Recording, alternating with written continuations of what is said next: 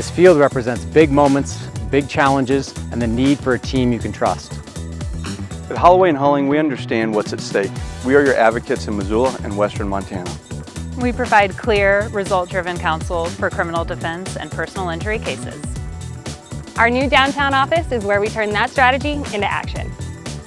Holloway and Hulling, your advocates for justice and a proud Griz sponsor.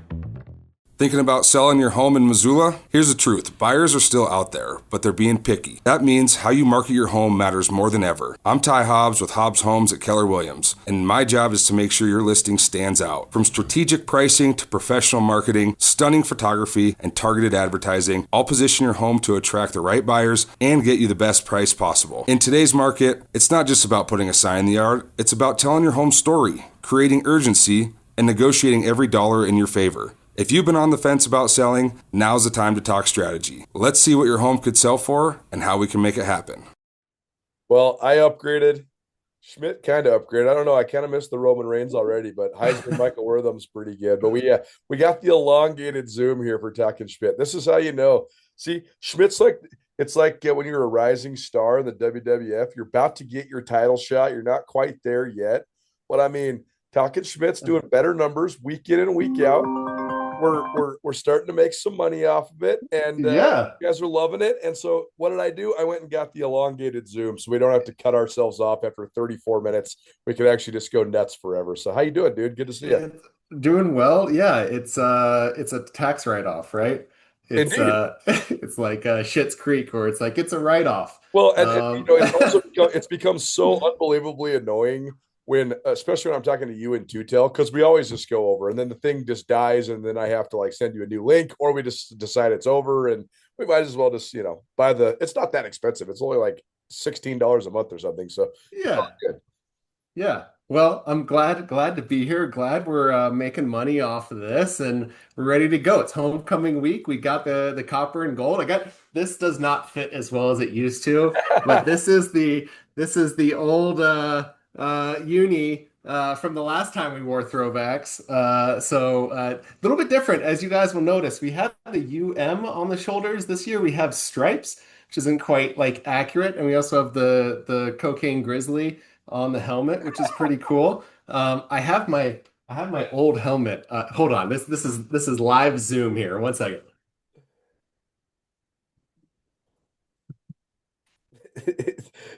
You're coming out of the ethos. See, those are sick. The old. For all you people who are on the podcast, I just grabbed my Griz helmet from 2008 that we wore as well. Did they give those to all you guys, or did you guys have to buy them, or how did that work? We had to buy them, actually. Wow. So yeah, I know. It was back in the day. There are some changes. These helmets are outlawed, I guess, now because they're not safe, which kind of explains why I am the way I am. But yeah, those excited for these throwbacks. It's going to be pretty cool. All right, so what do you want to start with? Rotating centers, Michael Wortham for Heisman. Where do we want to start with? Oh my gosh, we actually have. Hold on, we have so many things on the wheel that I want to talk about. We decided that since we have so much to talk about, we got the Griz pass defense, we have the Griz offensive line, we have Holterina, we have NAU laying an egg and costing me money. So let's spin the wheel. Let's see what we land on. See, it's spinning,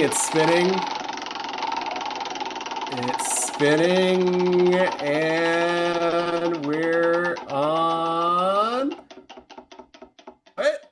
Oh, Bobby Houck's presser. Yeah, let's talk about rotating centers, Colter. Because let me give my 2 cents here, because I'm going to defend both sides of this thing real quick. Okay, all right, go ahead. One, there is a certain element of tact and personal courtesy that you have to have as a journalist. Post-game press conferences on the road, especially when the team has ridden a bus there, by necessity as well as by tact, need to be short. I've always thought that the time you're going to get the worst quotes is when it's a night game where the team that you're interviewing has to ride the bus back. So the fact that Bobby Houck was a little bit agitated and he wanted to get on the bus because he knows he's getting home at 4:00 in the morning when you're coming back to Pocatello. Okay, I get it. So maybe some personnel questions about player rotations is for a different time. That said, it's a totally fair question that Frank Gagola asked in the press conference, because Frank is a professional journalist who observes Bobby Houck's team for a living. And regardless of other teams rotate centers or not, Frank's covered the team for now 8 seasons, and he has never seen Bobby rotate centers. So it's a very fair question to ask Bobby, why are you rotating centers? Maybe a little bit should have been asked on Monday. I don't know. More than anything, though, it's the reaction on camera that is probably the worst look for the Griz. I think. All right, reaction. Are you talking about this one? No offense to centers, but is that like a thing? Is it a thing? Is that a thing? Is it? Is that like special? Is that like special? And then my favorite. I'm done. I'm done. And then walking off and taking off your microphone. I've come to the realization that, and I mentioned this in a text thread with the Griz fan pod guys. He's basically Colonel Jessup from A Few Good Men. I mean, is there any difference between no offense to centers? This is that like a thing?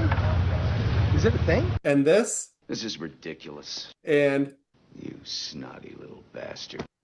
They're the same thing. They're the same thing. He's I would rather you just said thank you and went on your way. I don't give a damn what you think you are entitled to. That's Bobby after pressers. It's the same thing as no offense to centers, but is that a thing? Is that like a thing? Is it a thing? I'm done. Yeah, the thanks coach at the end is really what makes me laugh as he's pulling his stuff off. Look, I have a problem with this for a few different reasons. And I think Kyle pointed this out on the pod. Those follow. Yeah, Kyle Sample. We have 2 Kyles, because we got Sample, we got Hanson. So just yeah. So Sample, the Touch King. He pointed this out. That was an absolutely fair question because he said, "What do you like about that?" Right? What do you like about that? It's a softball question. You're playing 2 guys. They're both. You're playing. When I like both these guys, they're both good look. Well, they both do different things well, and we're trying to give a different look. You could have said anything that you wanted, and instead you say we rotate all guys. We've talked about this before. No one does this. No one rotates centers in the history of ever. This has never been a thing. So the idea that it's an unfair question is stupid. Okay. And to get all hot and bothered about it bothers me. My mom is a journalist. Great one. Worked in the newspaper industry forever. She would always tell me never get in a war with someone who buys ink by the barrel. Okay. So what bothers me here is you're picking a fight for no reason, for no reason. And that little behavior at the end, which again, I don't know if this is Bobby. I don't give a damn what you think you are entitled to. No, that was Colonel Jessup. No, wait, this is Bobby. Hold on. I'd appreciate if he would address me as Colonel or Sir. I believe I've earned it. No, that was Colonel Jessup as well. Hold on. I think this is also Bobby. No, this is Bobby. Do you have any other questions for me, Counselor? No, that was Colonel Jessup again. So they're the same person, okay? And that attitude right there at the end bothers me. Knock that shit off. 1. 2, stop rotating centers. All right, that's not a thing. That you saying that it's not a thing is stupid. It is. No one has ever done it in the history of recorded football. Okay, I can't think of another team that's ever done it. I'm sure you could do ESPN stats and info and see when's the last time a team did this. Stop it. Okay, and if you're gonna do it, answer the goddamn question. All right. So that's my 2 cents about that. At Holloway and Hulling, we deliver the results that Griz fans deserve. If you've been charged with a criminal offense or a DUI, we will fight to defend your rights. If you've been injured in an accident, we have the offense to get you the compensation you deserve. Choose the right team. Choose Holloway and Hulling for proven criminal defense and personal injury legal services, a proud partner of Grizzly Athletics. Visit us soon at our new downtown location or check out our website for more information.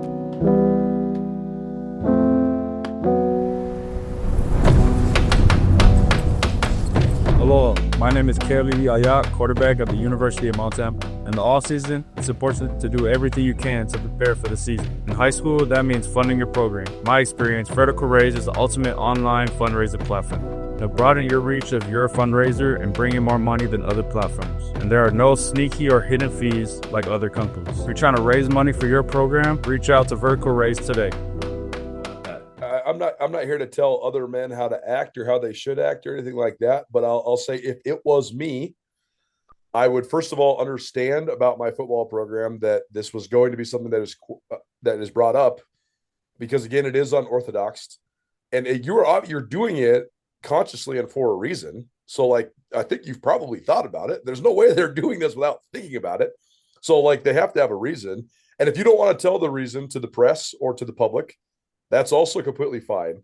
If it was me, I would just say either a canned answer that was a lie, or I'm not answering personnel questions in the post game. Let's talk about the plays and the action that transpired on the field.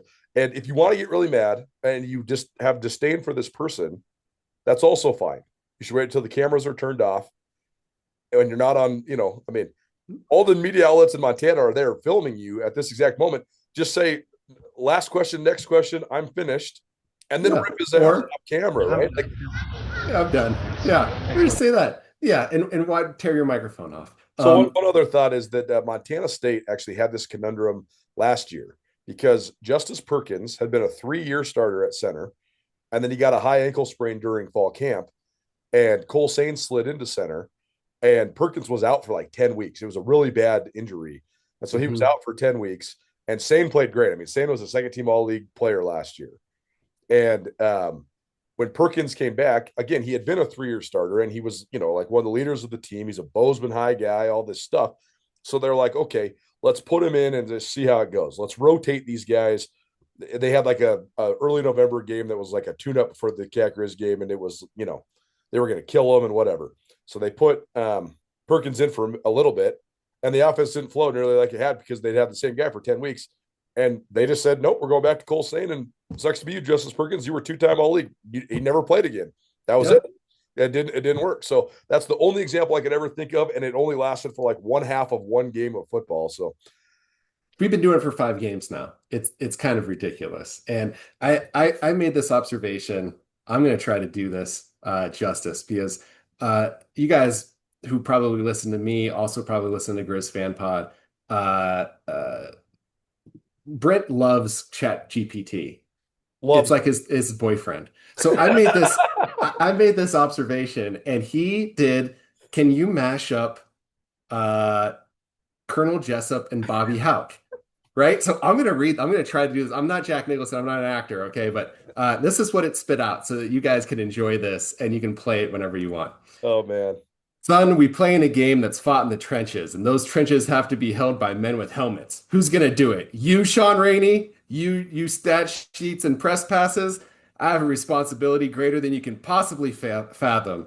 You question the rotation. You question why we split reps between Boatner and Klemzak. You have that luxury. You have the luxury of not knowing what I know, that keeping both men sharp, while frustrating to you, probably saved drives. And my decision, while confusing and incomprehensible to you, wins football games. You don't want the truth, because deep down in places you don't talk about at press conferences. You want me running that rotation. You need me running that rotation. We use words like toughness, discipline, preparation. We use these words as a backbone of a life spent building a program. You use them as headlines. I neither have the time nor the inclination to explain myself to a man who rises every Saturday under the scoreboard that my players bleed for, and then questions the manner in which I keep them ready to protect that quarterback. I'd rather you just said thank you, coach, and went on your way. Otherwise, I suggest you grab a whistle and run a practice. Either way, Frank, I don't give a damn what you think you're entitled to. Colonel Jessup Houck. Thank you. I don't give a damn what you think you are entitled to. I'm done. Thank you, Brent, for that. I love it, every second of it. You guys can send me a Jessup Bobby Houck mashup for my next Zoom background, and I'll put it on here. By the way, Colonel Jessup is the villain in that movie. I don't want that to be lost on anyone. He's the bad guy. Okay, he's the one who ordered the code red. Okay, so that whole thing, knock that shit off. That thing bothers me to no end. And the people in the cult that are supporting Bobby for that behavior, shame on all you guys, because that's fucking stupid. To the people that are supporting the behavior, here's what I'd say. There are a lot of coaches out there that are from on the light side, temperamental, to on the strong side, fully psychotic. And I think you have to be wired a little bit that way. And I again, there's just a time and a place. I learned a lot about covering really chaotic people while covering Jeff. Yeah. I mean, yeah. Choate fired his offensive coordinator in the middle of the week one week and then called a press conference so he could tell all of us about why. And like, it's so fiery, so crazy. But two quick stories. One, this must have been Choate's first or second season. J.P. Flynn, who was Montana State's best offensive lineman, went down with what looked like a knee injury during fall camp. We were all there watching. And the guy from the Billings Gazette tweeted that Flynn had suffered an injury that looked like a pretty serious one. And we had a press conference after the deal, and Choate made a statement that said, "I will not be talking about injuries during this fall camp." And then he made a rule, basically, you will not report stuff that had happened in the fall camp. And then this guy had already reported it. But then the press conference is over, and then Choate was like, "Everybody in the room leave except for Greg." We kept him in the room, and we're like listening into the door, and Choate's pounding on the table, and he's screaming at Greg, and he's like, "You can't have access to my practice if you're going to report this stuff." But then that was it. He yelled at him, and it was over. And guess who didn't ever report that kind of stuff again? That's what happened, right? So there's a time and the place. Second story. Yeah. Me and Choate got sideways one time over he had this line at the Triangle Classic that was taking a shot at Bobby and Brent Pease. He basically said, "The prodigal son is back in Missoula. I just want to remind everybody that the sequel is never as good as the original." And that was it. And I thought that was a hilarious line. And I tweeted it. And Choate but this was not in public. It's not on camera. He called me, and then he called me into his office, and then we had a very stern meeting where he was very mad at me. But again, it's not in public. That's the part where it's like, okay, if you are the man and you want to have control of this person, just bring them in and, say, "Hey, here's what we need." I'm pretty sure if Bobby and anybody had a face-to-face conversation about this kind of stuff, they'd probably listen to Coach Out, because as you know, you played for him for 5 years. He's a pretty convincing guy when you're just one-on-one with him and he's telling you what to do. Yeah. Look, I mean, there's a couple things, and I've waxed poetic enough about this point in general, but for Frank, you did your job, and I will defend you for doing that. You didn't ask anything that was unfair. Okay. I think that was valid question to ask because we're all thinking it, and you saw it. This war between them is dumb, and I would say he's going to do whatever the hell he wants, but that needs to stop. It reminds me a lot of when they banned the Kaiman from reporting, from asking questions.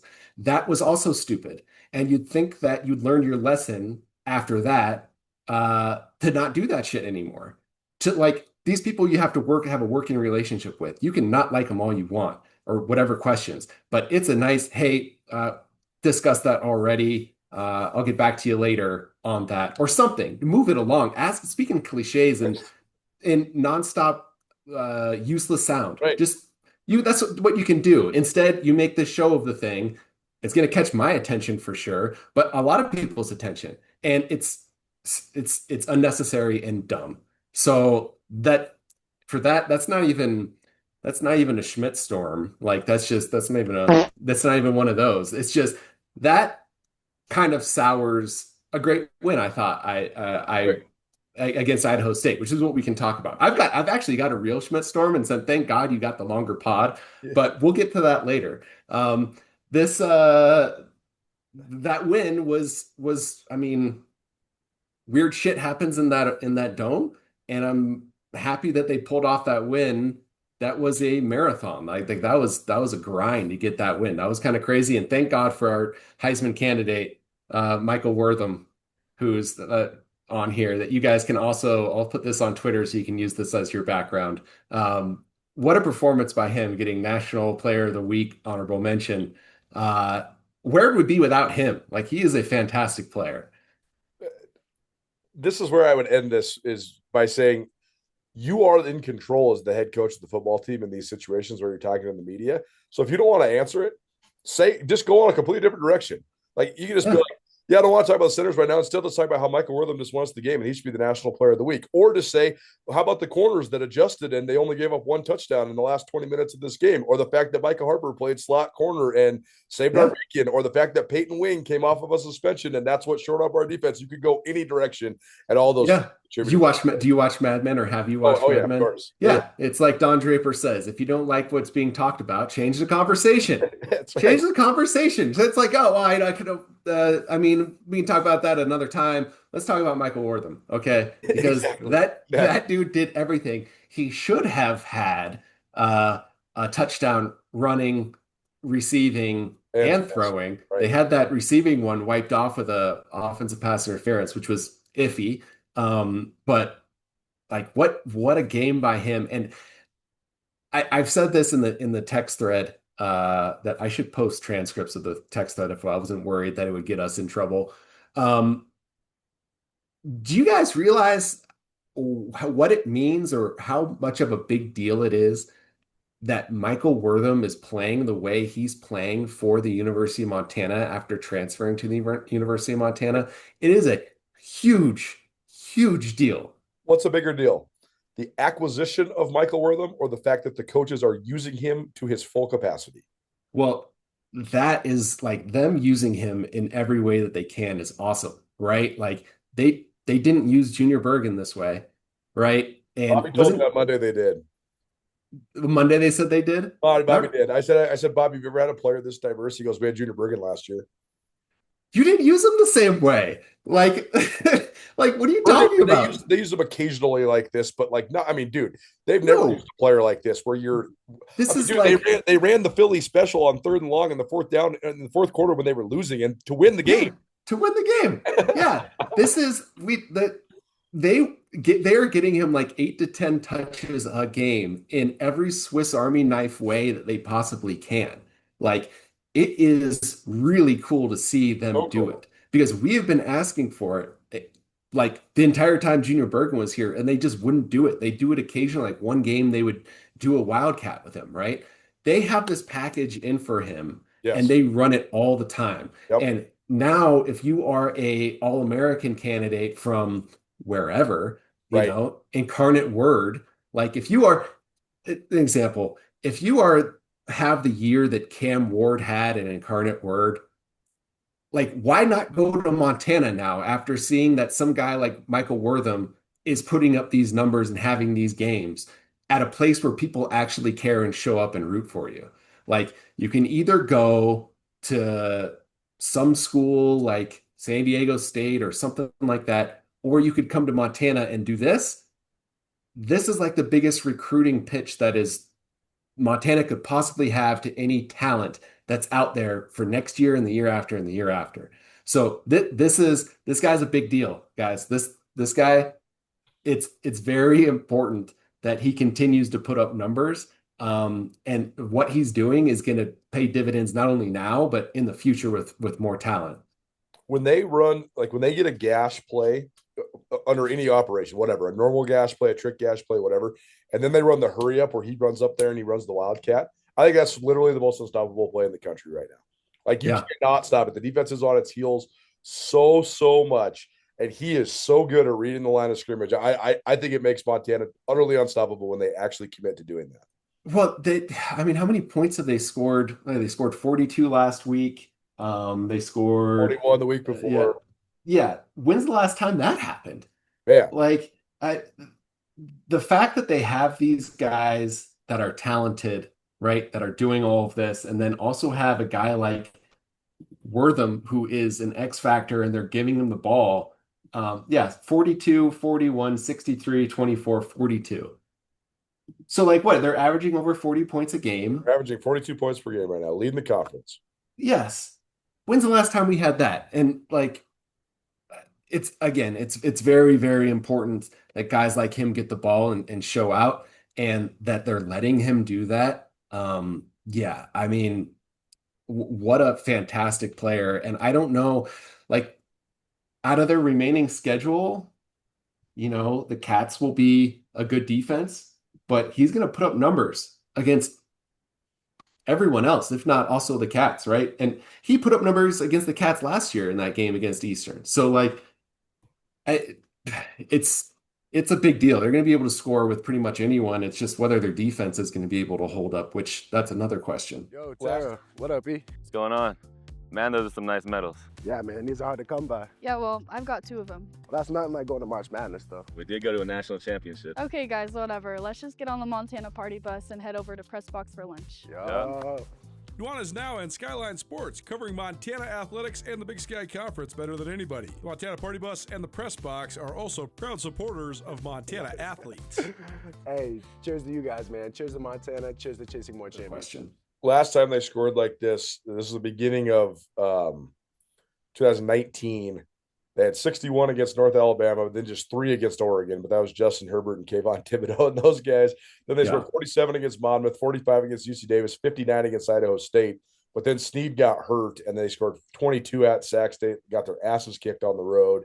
Then they came back and went 34, 38, 42, 35. But then they lost 49-14 in Bozeman, and the whole thing came crashing down. But 2019 is the last time they were this offensively creative for sure, and this offensively explosive. I wonder this, just sort of the marriage between the two. Bobby Hauck wants to win a certain way. He also hates to lose. So I think if he knows that if he can't win a certain way, he's got to adjust.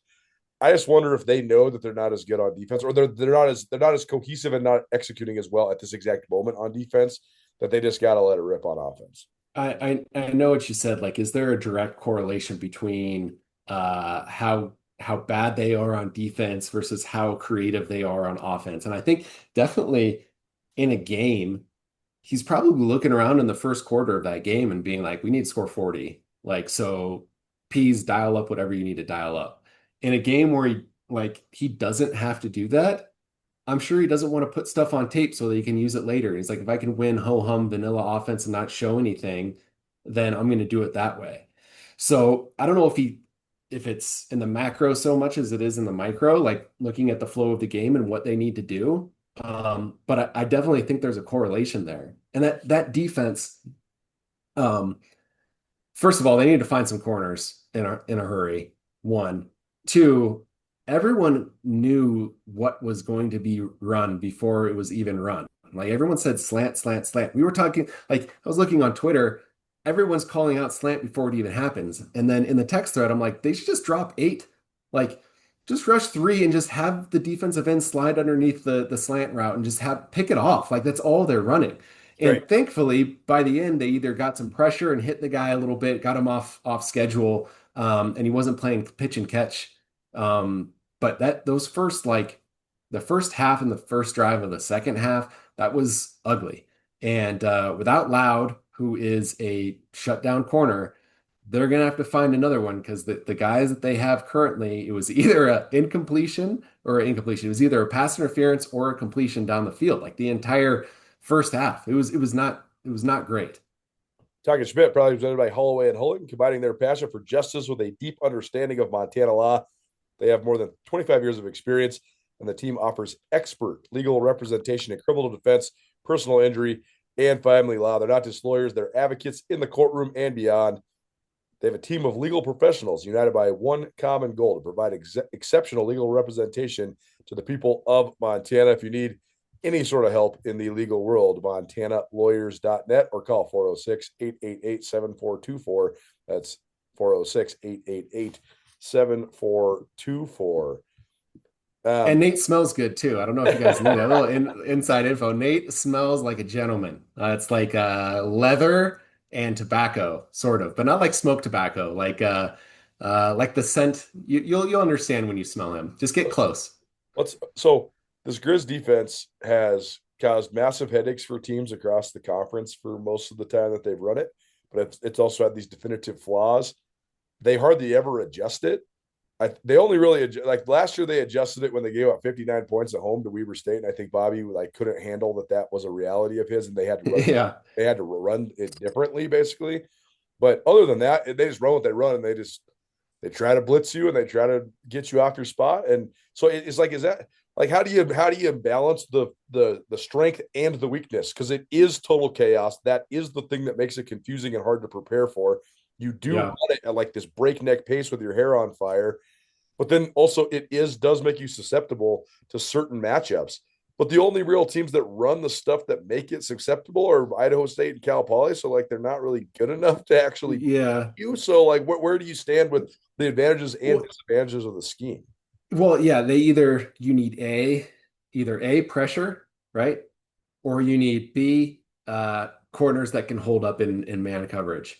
And they didn't get either for the first 2.5 quarters on Saturday, which is a recipe for getting scored on. Like the drives were just successful.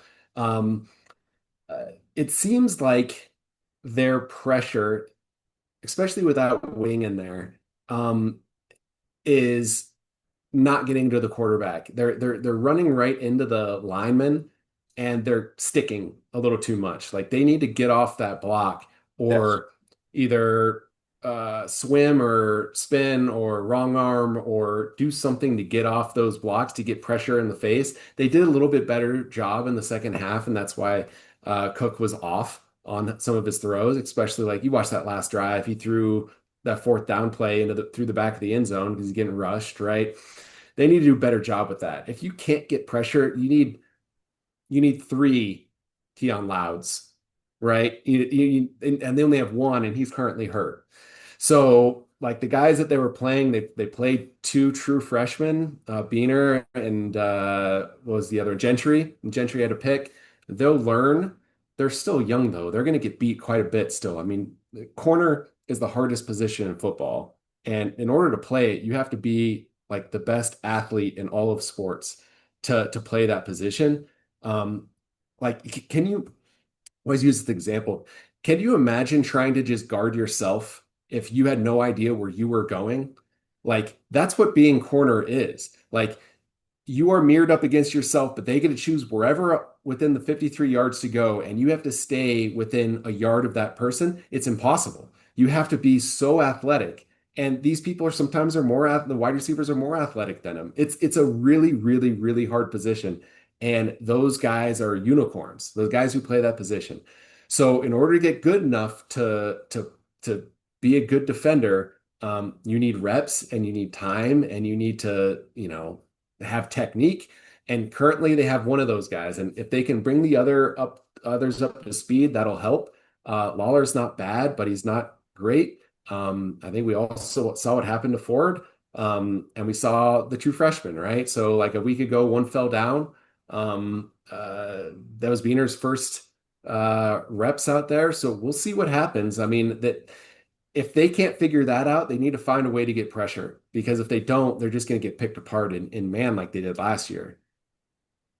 We're on Talkin Schmidt right over there. Join Town Pump's Pump It Up Rewards Plus program and never pay full price for fuel again. Save 5 cents on every gallon every day at any Town Pump across Montana. Plus, earn and redeem points on your favorite in-store items to get free stuff with our clubs. Stop in and pick up a rewards card. Download the Pump It Up Rewards Plus app today. Or visit townpump.com/rewards to register and start saving. Right down the road, pump it up. Oh, yeah. Will you marry me in your future? Or maybe you do it all over again. Hi, I'm Brian Toon with Jewelry Design Center, inviting you to come see the largest selection of Will You Marry Me in the state of Montana. The brightest diamonds of every shape and size, unique settings built to last, and skilled jewelers on site offering free sizing and maintenance for life, because that's how long we want to be your jeweler. Jewelry Design Center in Missoula, on Brooks, across. Well, these talks about the defensive scheme and also the offensive prolific nature, and also Michael Wortham and the emergence of Kaylee Ayat and Eli Gilman, all this stuff. It gets us back to this same crossroads that we always get to with the Griz, and that is, how good are they right now compared to the Big Sky, compared to then how good they have been in the past, and then compared to are they actually a national championship contender? Because it's so interesting to me to analyze, like, this Griz team is better than they were last year. This Griz team, to me, has perhaps the best chance to make a run at it since Bobby Houck has been back. That said, I think that when I look at them and I diagnose what are they, I think they only have a couple weaknesses. I think those weaknesses are glaring, and I wonder how those weaknesses will match up with the only other three teams that matter. And they happen to get one of those teams in Missoula, so that's a huge advantage. But then how does it match up against the Dakota States? I don't know. I don't know if we are going to know. How do you sort of balance the hype and the positivity, you can say, with how much this Griz team has improved and how exciting they are to watch compared to then where they sit in the national landscape?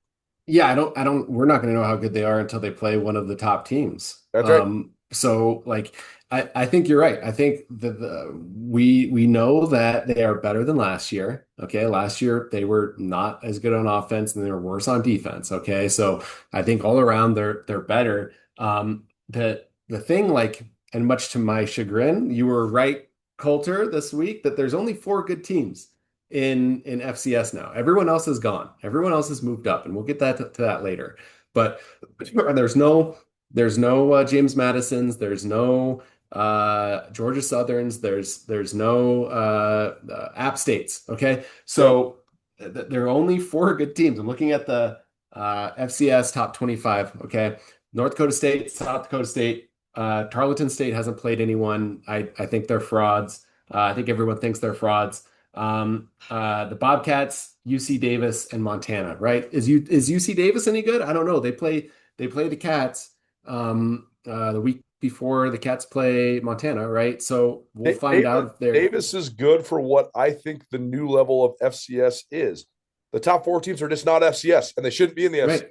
That's they the whole shouldn't be. difference. Yeah, and everyone else I think is fraud. So the Griz going to play the Cats at the end of the year. I think that's going to be the measuring stick. And by the way, I have no idea if they're going to win every single game leading to that game. They may drop one. I don't know if that's so much important as is getting in the playoffs, trying to get home field, and then they're going to have to beat one of these teams to win the national championship. Can they? I do not know. I think that the Cats defense is a lot better than the Griz defense at this current time. I don't think their offense is as good as the Griz offense. So, it's kind of like that old good pitching usually beats great hitting, right? It's kind of like good defense usually beats great offense. And in this instance, I think that the Cats defense could probably handle the Griz offense more than the Griz defense could handle the Cat offense. I don't know. I've only watched a little bit of that NAU game until that my bet got smushed. And then I turned it off. So I don't know how good the Cats are. I know that the Griz are a lot better than they were last year, and then we'll find out. I mean, say they win every game and they win the Cat game, they're undefeated. They're going to have a top 2 seed. Yep. Then in the semifinals, they'll play one of these teams, and we'll find out how good they are. If they make it to the national championship, great. If they don't, we'll know that they weren't that good. That's going to be the measuring stick of this year. Like you said, there's only 4 good teams left. And if UC Davis might be able to surprise someone, I don't know. But we saw South Dakota frauds. North Dakota is not as good as maybe they're probably that next level along with UC Davis. Idaho's probably in that level as well. The top 4. Yeah, Idaho State. Yeah, yeah. According to Pro Football Focus, right? They're better. I don't know. I thought Idaho State had better offensive skill players across the board. Better quarterback, better receivers. Those receivers were big. Like they were big dudes. The 6'6" guy that high jumps 7 feet. Are you kidding me? I mean, he's a track. Yeah. I mean, ridiculous athlete to have. I think the Cats this week will be able to get more pressure and plus they're at home. And they'll be able to, and they mix coverages. So that's right. I mean, Cook completed 36% of his passes against Northern Colorado because Northern Colorado ran like an 8-man shell, like you said that you should. Yeah. And he just tweaks out. He doesn't know how to get. When all he has to do is throw a slant route on a hot route. Yeah, he's money, man. But there's a reason if you have that good of an arm, and you're an Idaho State, it's because you can't read defenses. Like it's Correct. As easy to say as that.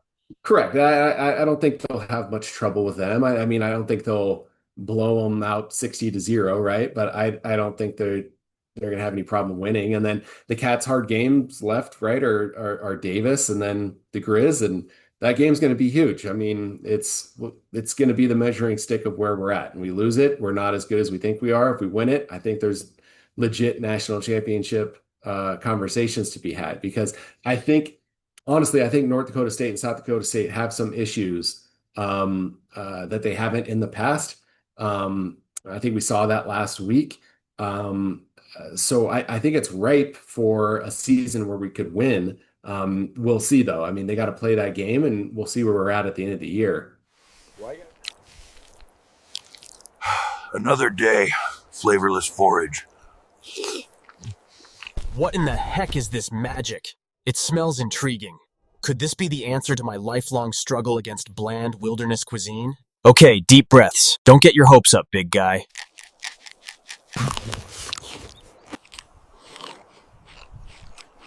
Finally, a meal fit for a famished Bigfoot. Thank you, Alpine Touch. My Rocky Mountain adventures just got a whole lot tastier. Well, I got to get to a little Cat Griz volleyball interview in here in about 7 minutes. So, all right. You want me to spin the wheel again? Yeah, hold on. It's time for we got to do the Schmidt flip. Hold on. Yeah. Wait. Hold on. It's. Hold on. Schmidt store. Yeah, we'll jump the gun a little bit early.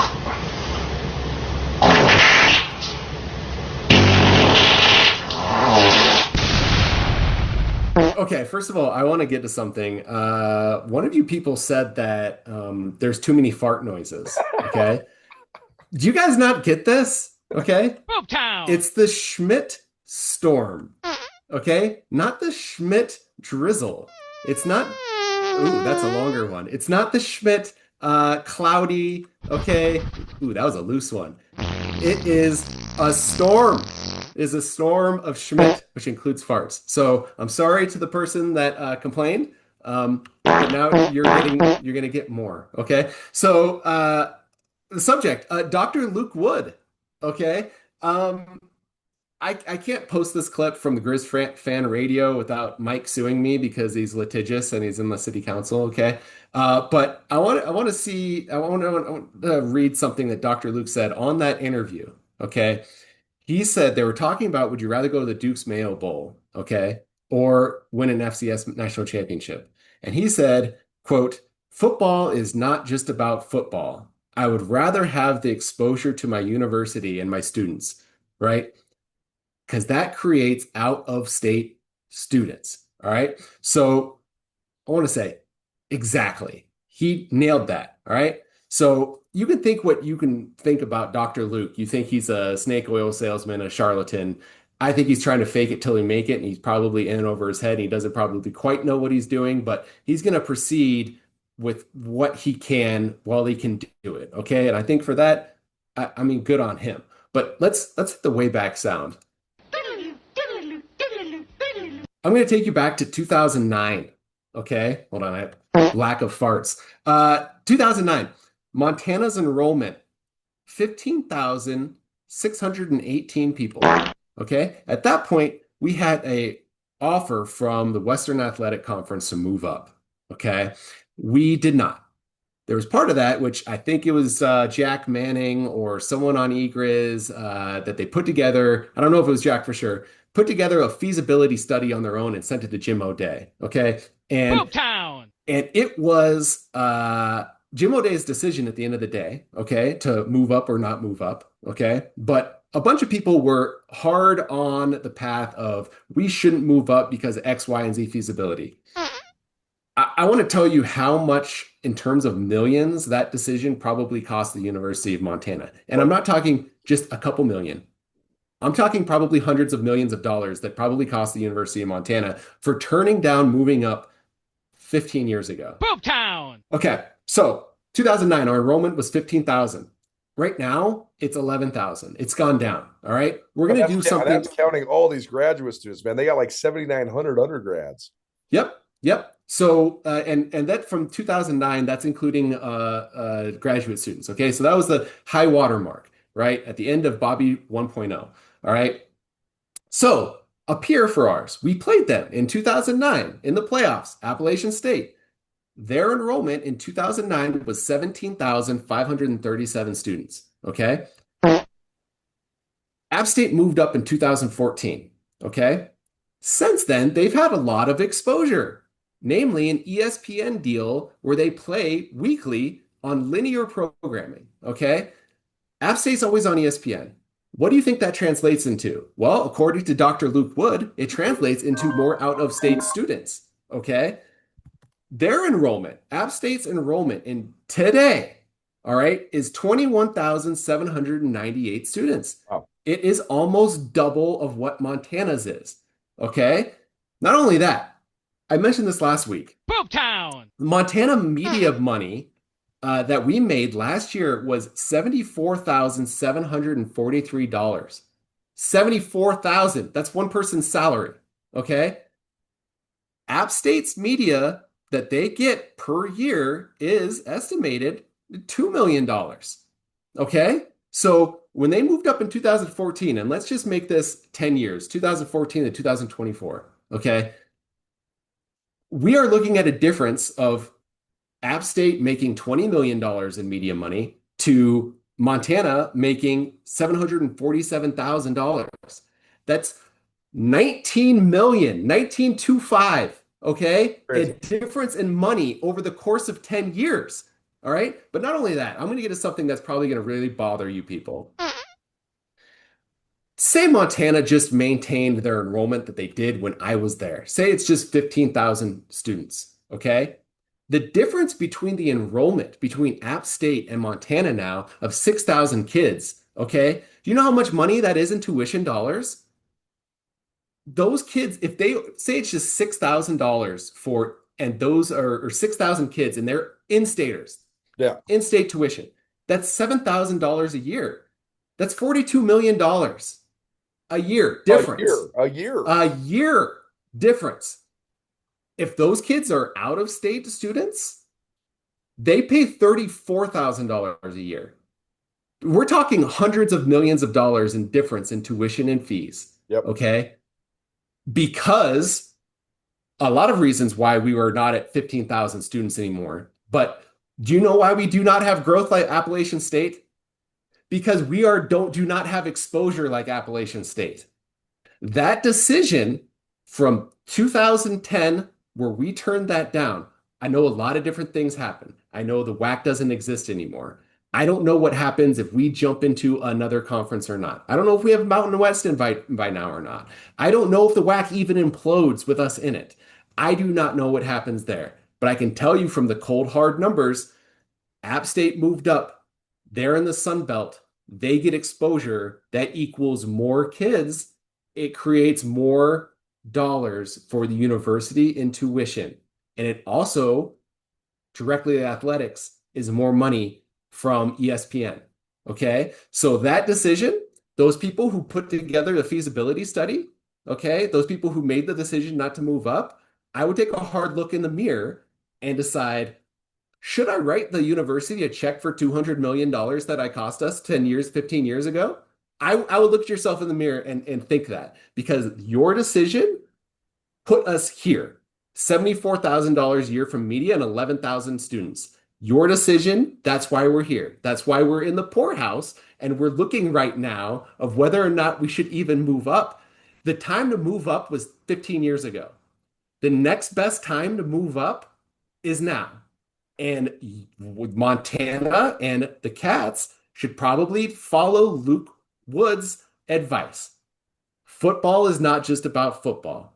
The exposure that you get at the next level will increase enrollment. And if you guys don't do it now, you're going to be sitting here with Northern Colorado splitting $8,000 a week for the rest of your lives. And that's the Schmidt storm.